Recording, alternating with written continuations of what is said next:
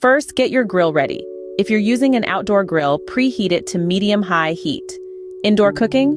No problem. A grill pan on the stove will work just fine. Now let's prepare the asparagus.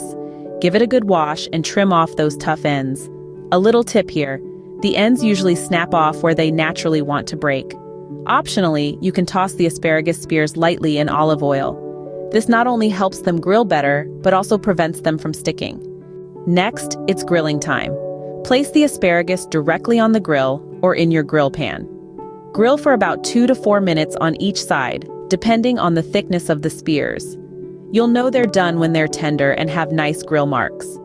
While you're grilling, sprinkle the asparagus with garlic powder. If you're using fresh garlic, add it towards the end of the cooking to prevent burning. Season the asparagus with salt and pepper to taste. Now for the final touch. Once the asparagus is cooked, transfer it to a serving plate. Drizzle freshly squeezed lemon juice over the hot asparagus. The heat will help the asparagus absorb all the flavors. Please let me know in the comments below how this recipe turned out for you. Don't forget to subscribe and give this video a thumbs up. Help Magnolia Moon reach 1,000 subscribers.